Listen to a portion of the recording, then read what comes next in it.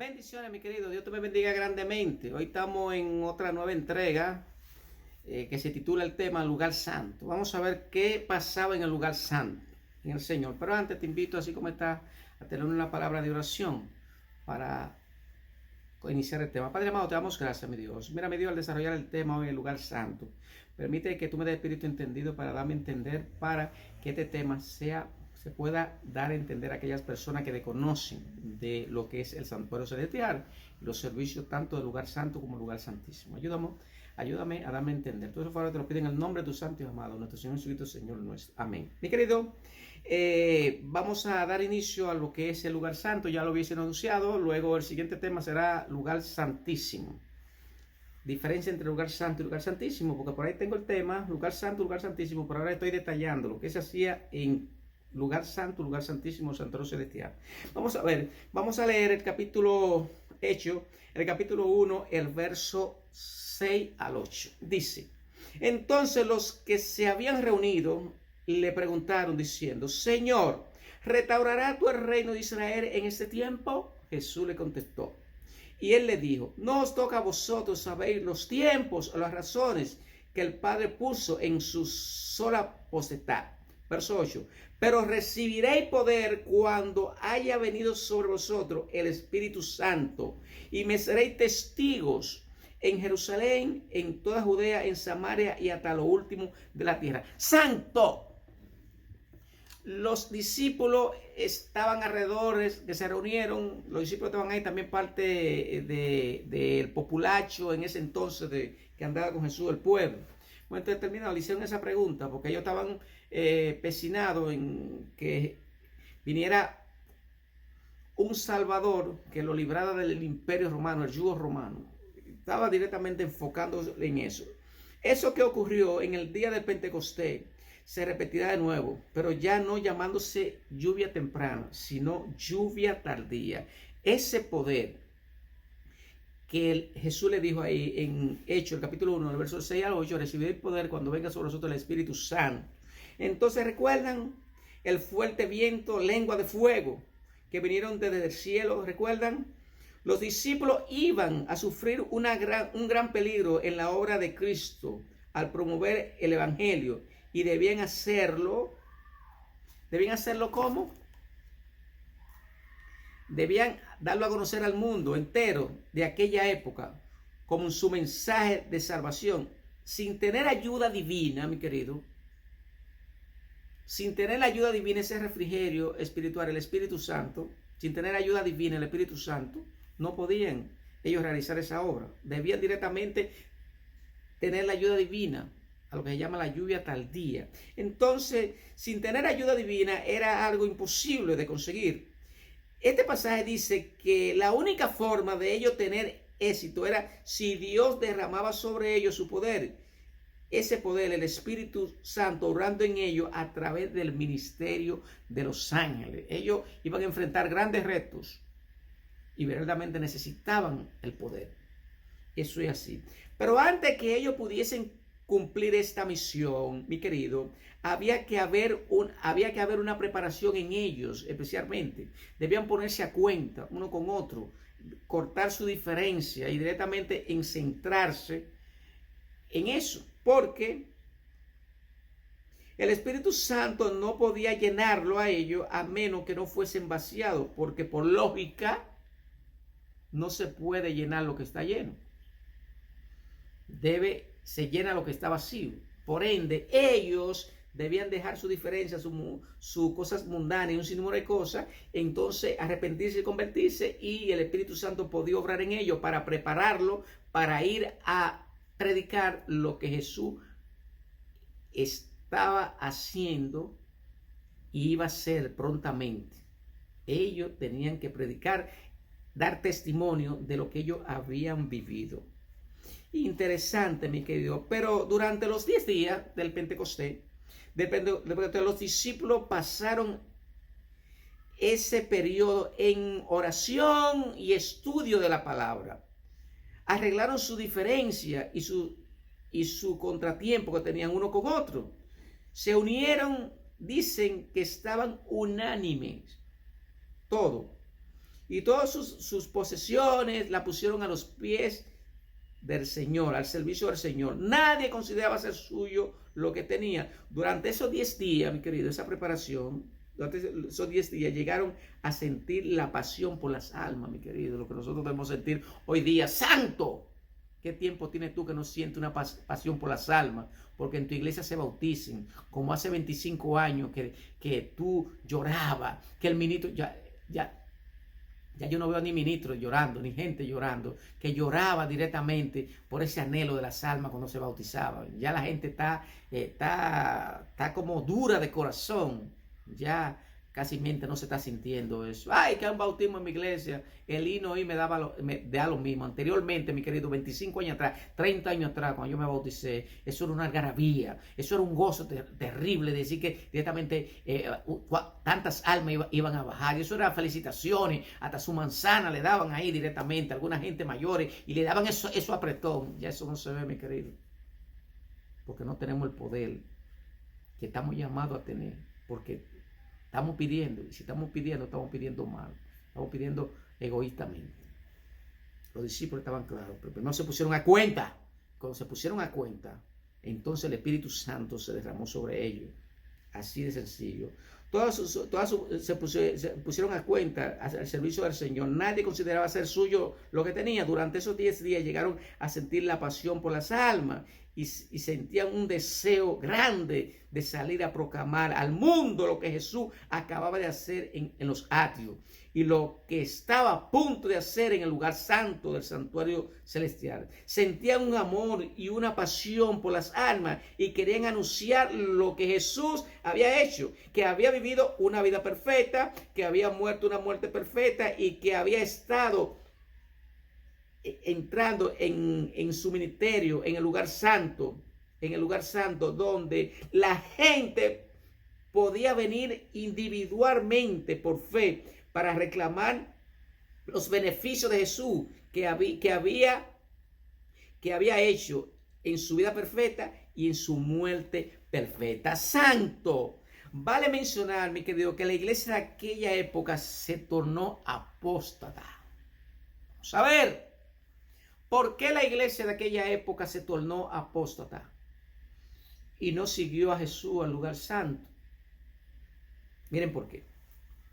Si ellos no reconocieron que Jesús era el Cordero perfecto enviado por Dios, no iban a seguir al lugar santo, pero por lógica no lo harían. Si no reconocieron que murió por sus pecados, no lo reconocerían como su intercesor. Si no lo siguieron Jesús al atrio, tampoco lo seguirían al lugar santo. La iglesia de aquel entonces se tornó apóstata. Por eso. Y por eso la iglesia de aquella época, compuesta por varias denominaciones, no siguió a Jesús a los atrios y no entró con Jesús al lugar santo en el día del Pentecostés. La iglesia se tornó apóstata. Ahora, el Espíritu Santo había de caer sobre ellos para que pudiesen predicar el mensaje a dos grupos específicamente. Primero, el grupo que componían los judíos fieles que no habían rechazado el mensaje y que no entendieron lo que Jesús hubiese hecho. No lo entendieron, pero eran sinceros. Entonces tenían que predicarle a esos judíos que se quedaron ahí, que no entendieron, que no estaban de acuerdo con la crucifixión de Cristo, que no estaban de acuerdo con muchas cosas, que entendían y creían en Dios, pero no entendían lo que Jesús hubiese hecho mediante el santuario terrenal, en que murió, vivió una vida perfecta, que tuvo una muerte perfecta, que pasó al lugar santo, para que por medio de Jesús tú pudieras reclamar sus beneficios, los beneficios que Él nos da vida eterna a través de Él. Entonces, es decir, debían alcanzar primeramente a los judíos, a las denominaciones religiosas de aquella época, y en segundo lugar, ellos debían predicar a las personas que no pertenecían al judaísmo. En pocas palabras, debían predicarle a los gentiles, o sea, predicarle a la iglesia apóstata y al mundo apóstata. Esos dos grupos. Ahora, surge la interrogante. ¿Qué mensaje iban ellos a proclamar? ¿Qué mensaje debían proclamar los discípulos? Vamos a ver. Concéntrate, me recuerda el tema, lugar santo. Estoy en el santuario celestial, lugar santo, lo que se hacía en el terrenal y lo que Jesús estaba haciendo a partir de 1844 para acá, en el lugar santo. De 1844 para allá, ¿qué hace Jesús en el lugar santísimo? Por eso el siguiente tema, el lugar santísimo. Ahora, sobre la interrogante, ¿qué mensaje ellos debían proclamar los discípulos? Si el Espíritu Santo le dio el poder a través del ministerio de los ángeles, iban a poder proclamar el mensaje primero a la iglesia de la época y en segundo lugar a aquellos que no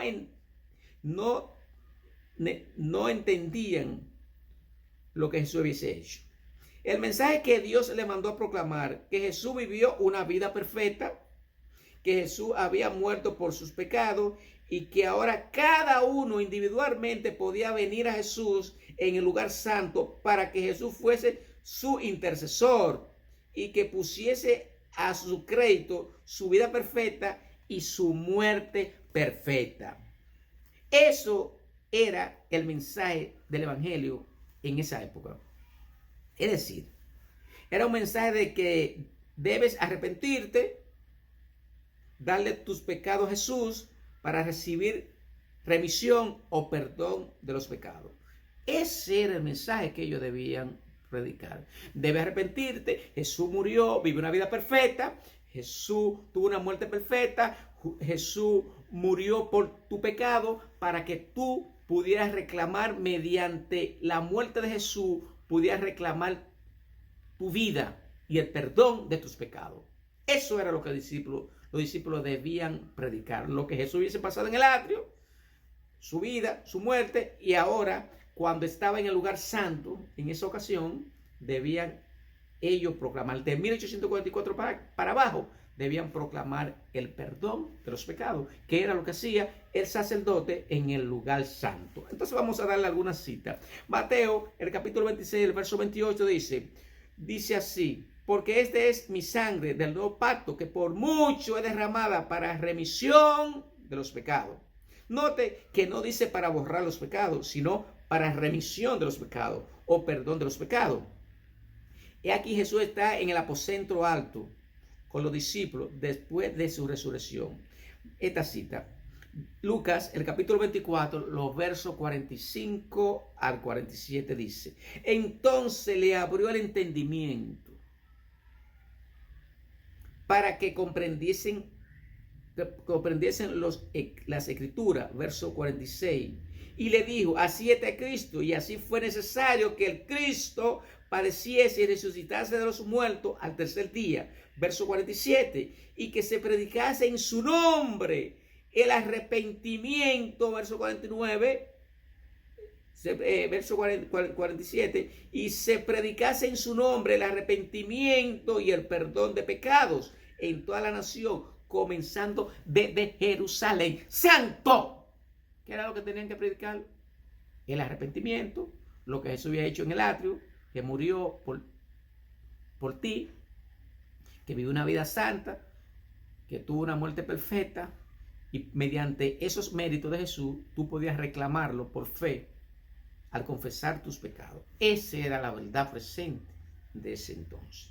¿Cuál era el mensaje?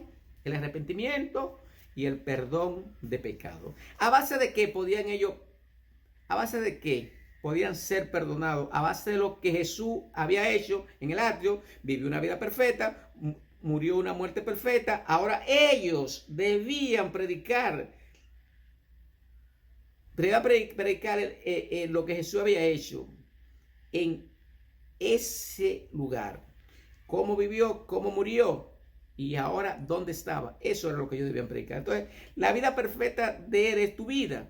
La muerte perfecta de él es tu muerte. Ese era el mensaje que tenían que predicar. Yo pregunto, ¿Dios le mandó a ellos que predicasen del juicio? ¿Le mandó Dios que predicasen del juicio? ¿Prediquen del juicio? ¿Que la hora del juicio ha llegado? ¿Dios le mandó a eso? ¿A ellos? ¿A los apóstoles? No. No le mandó a predicar el juicio. Claro que no. No le mandó a predicar. Le mandó a predicar que sus pecados iban a ser borrados. Tampoco. Claro que no. El mensaje que podían reclamar era lo que Jesús había hecho en el atrio y obtendrían remisión o perdón de su pecado. Vamos a leer Hechos, el capítulo 2, el verso 38. Pedro le dijo: arrepentido y bautícese cada uno de vosotros, en el nombre de Jesucristo, para perdón de los pecados, y recibiréis el don del Espíritu Santo.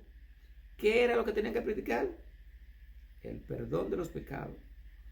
¿Era verdad presente el mensaje del juicio para los apóstoles? No. La verdad presente de ellos era perdón de los pecados y lo que Jesús hace en el lugar santo del santuario terrenal. Mi querido, hay mucha gente que no entiende el santuario. La única iglesia que entiende verdaderamente el santuario es la iglesia del 23º día. Esas denominaciones religiosas no saben con qué se comen eso, no asimilan el santuario. Y el libro de Apocalipsis se centra en el santuario. Ellos van a entender. Yo tengo esperanza que en un momento determinado van a entender. Los evangélicos específicamente van a entender. Y los demás van a entender. Aquellos que estén de corazón dispuestos a hacerlo, Dios no lo dejará, no lo desamparará en eso. Los que están gimiendo y velando porque las cosas se hagan correctas y porque quieren aprender, Dios le va a mandar personas para que lo ayuden a entender esa palabra. Ahora, si usted quiere saber qué es verdad presente, siga a Jesús. ¿Dónde está ahora? ¿Qué hace allí? Eso es lo que hay que predicar. Los discípulos tenían que predicar en el lugar, lo que Jesús estaba haciendo en un lugar santo. Estaba como intercesor, reclamando su sangre, su muerte y su obra que estaba haciendo en un lugar santo. Los discípulos mediante eso podían proclamar y decirlo de 1844 para acá. Entonces, ¿será que como iglesia, escuche esto, ahora le voy a tirar este bucapié a los adventistas del séptimo día? Atención, asociación general. Uniones, divisiones. ¿Será que como iglesia adventista nuestra predicación es verdad bíblica, pero no es verdad bíblica presente para este tiempo? Claro que sí, está pasando. No generalizo que esté pasando en todos los lugares, porque hay gente que están predicando estos temas.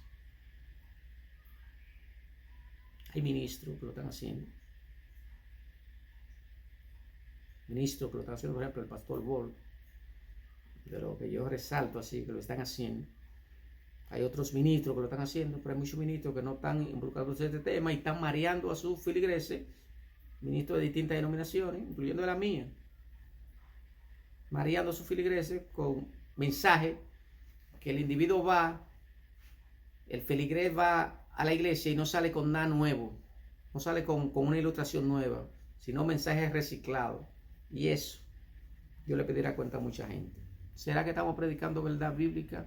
Pero no estamos predicando verdad bíblica presente, refiriéndose a lo que Jesús está haciendo en el santuario en tiempo real. Claro que sí, por eso son estos temas. Mi querido, eso es así. Vamos a ver, Hechos, el capítulo 5, el verso 31, dice: a este Dios ha exaltado a su diestra por príncipe y salvador, para dar a Israel arrepentimiento y perdón de pecado. Lo exaltó a su diestra. ¿Recuerdan? En el lugar santo, como el anciano de días vino en Daniel 7:9, vino hacia Jesús el lugar santo y lo exaltó a su diestra. Ese versículo se cumple ahí. Daniel, el capítulo 7, el verso 9. No perdón de los pecados. Entonces, eso es así. Nosotros cumplimos con decirle a los feligreses de distintas denominaciones dónde está Jesús actualmente. Vamos a ver. Valga el aclarante, la palabra griega que se usa para perdón o remisión es la palabra áfasis. Áfasis es la palabra griega que se usa para perdón o remisión de los pecados, que según los léxicos significa absorción de la culpa del pecado. Dios nos absuelve de la culpabilidad del pecado. Es decir, cuando yo vengo a Jesús en el santuario, en el lugar santo, confieso mi pecado en ese entonces, en los tiempos apostólicos, confieso mis pecados, reclamo a Jesús como mi Salvador. Yo recibo en ese momento perdón Dios no me tiene en cuenta esos pecados. Quita la culpa del pecado, pero la palabra áfasis no significa quitar el pecado en sí, sino quitar la culpabilidad del pecado, pero no el pecado. La palabra que se utiliza aquí para que sean borrados, que va a ser el siguiente tema en el lugar santísimo, para que sean borrados los pecados, es la palabra esalepo, que significa borrar, pero lo vamos a ver más en el tema del lugar santísimo. Estamos en el lugar santo. Entonces, así, en el servicio diario, el israelita llevaba el animal y el sacerdote sacrificaba el animal. La sangre que derramaba el animal la llevaba dentro del lugar santo y depositaba allí esa sangre.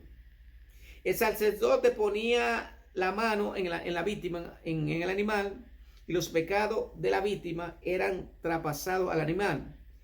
Y el sacrificio del animal en el lugar santo, y de ahí al santuario, entraban al lugar santo, específicamente al santuario.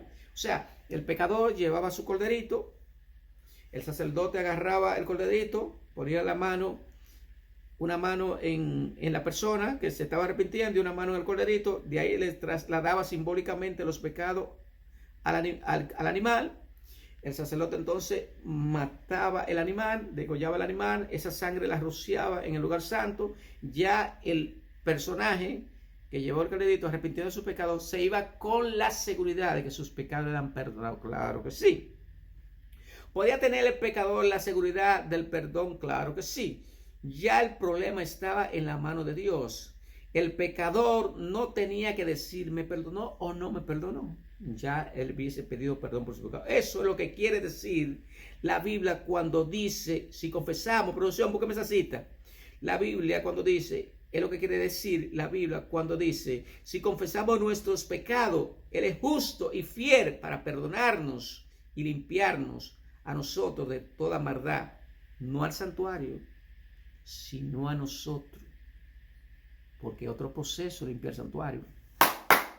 Es otro proceso. La sangre de ese cordero que llevaba no limpia a nosotros, no al santuario.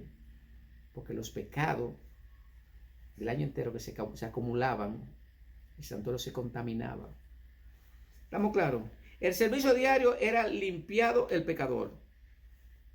¿Y por qué era limpiado? Porque Jesús murió en la cruz. Cuando el pecador venía a Cristo Jesús, que estaba en el lugar santo, intercediendo, el pecador venía arrepentido y Jesús se ponía a su cuenta los pecados de esa persona en ese entonces, cuando venía. Ahora yo me pregunto, ante el Padre,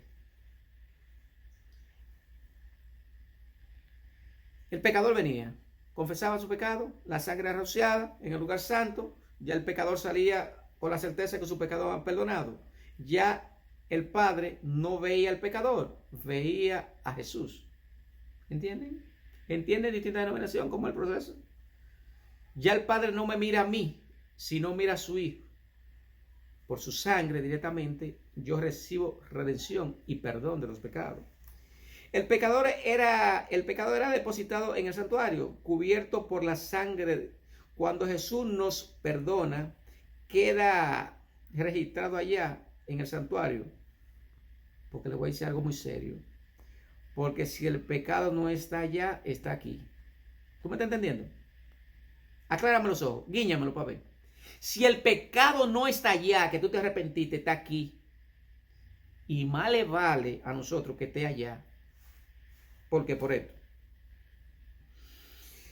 Porque si el pecado no está allá, está aquí. Y si no está registrado o confirmado que hemos pedido perdón, entonces no hay prueba que hayamos sido perdonados. Esa es nuestra mayor seguridad de salvación, es que esté registrado en el santuario celestial. Porque si está registrado allí, cuando se abran los libros ante el universo, Jesús puede decir, por ese morí yo. Así de sencillo, mi querido. Eso era lo que pasaba en el lugar santo, mi querido. El pecador podía reclamar la vida perfecta de Cristo. Podía reclamar su muerte perfecta. Podía reclamar lo que Jesús estaba haciendo allá en el santuario, intercediendo porque tus pecados sean perdonados. El Padre no te mira, no te mira a ti, mira a Jesús, mira a su Hijo. Por ende, Cristo, en el lugar santo, del santuario terrenal, que le dijo a Moisés, hazme un santuario con estos detalles, y le especificó. El Levítico 16:2 le dijo a Moisés, dile a Aarón que no en todo tiempo entre en el lugar santísimo, que es el próximo tema, mi querido. Lugar santo, remisión o perdón de los pecados. El personaje iba, llevaba su corderito, pedía perdón, el pecado caía en el animal, el sacerdote degollaba el animal, rociaba la sangre en representación de la sangre de Cristo y en representación de ese cordero, el cordero de Dios, también del mismo Jesucristo, que vendría a morir. El que no conoció pecado por nosotros se hizo pecado. Esa es la verdad del lugar santo. Espero, mi querido, que me haya dado a entender con relación al tema en el Señor, para así que la gente entienda ampliamente qué es el santuario de fondo, qué se hacía en el lugar santo, qué está haciendo Jesús, qué hacía el sacerdote en el lugar santísimo una vez al año en el santuario terrenal. ¿Qué está haciendo Jesús ahora en el santuario celestial? Es el próximo tema, lugar santísimo. Mi querido, que Dios te bendiga grandemente, esperando que la comunión del Padre, del Hijo y del Espíritu Santo esté con cada uno de nosotros y que nos dé espíritu entendido para darnos a entender. Todos esos favores te lo pedimos en el nombre de tu santo y amado, nuestro Señor Jesucristo, que nos dé perdón y remisión de los pecados, para que así nosotros pudiéramos confesar. Así que oramos de una manera especial, pidiendo que el tema llegue mediante el canal. Por cierto, eventos finales. Si te quieres suscribir, suscríbete. Nos ayudaría más a promover estos temas. Nosotros no hacemos esto para beneficio material de nosotros, jamás. Que Dios nos libre de hacer tal cosa, sino para que estos temas salgan. Te invito también que si tú lo quieres, estos temas, si lo quieres promover en tu canal de YouTube, en cualquier canal de YouTube, nosotros, tanto Edwin Guzmán como un servidor, no tenemos problema con eso. Y muchas veces no crea que yo voy a salir con una cosa, porque una vez me ven que yo hago así, alguna gente cree que yo soy violento. No, yo no soy violento nada, que es mi forma natural de yo expresarme, pero no hay tal cosa de violencia en mí jamás. Dios me libre de tal cosa, mi querido. No me hagan ese juicio, porque me van a dar cuenta a Dios. Oren por mí, oren por el hermano Edwin Guzmán, para que el Señor nos mantenga en salud y con visión para así investigar, porque mi querido, estos temas en el Señor no quieren usted saber lo que uno pasa haciendo un tema. No quieren usted saber lo que uno pasa, pero todo lo hacemos por amor. Porque va a llegar un tiempo que hay alguna gente que van a querer hacer esto que nosotros estamos haciendo, pero ya será tarde. Lo estamos haciendo ahora que tenemos tiempo y que Dios nos ha dado salud. Y queremos que otros sigan y den continuidad en nuestro canal, eventos finales. Este canal, nosotros, Edwin Guzmán y un servidor, y una gran amiga, una servidora, Patricia Tejada, en el Señor, lo iniciamos en el Señor. Lo iniciamos nosotros, pero no sabemos quién lo terminará. Eso debe ser así. Da de gracia lo que de gracia recibiste. Oramos. Padre amado, te damos gracias porque tú eres bueno y para siempre son tus misericordias. Te pedimos una bendición especial por tu pueblo en la tierra. Permite que cada día te podamos contemplar en medio de dificultades, en medio de la aflicción. Ayúdanos a tener total dependencia de ti. Todos esos favores te lo pedimos en el nombre de tu santo y amado, nuestro Señor Jesucristo, Señor nuestro. Bendiciones. Hasta otra próxima entrega. Recuerden, próximo tema, lugar santísimo. Vamos a ver qué hacía el sumo sacerdote una vez al año y qué está haciendo mi amado Jesús en tiempo real. Bendiciones.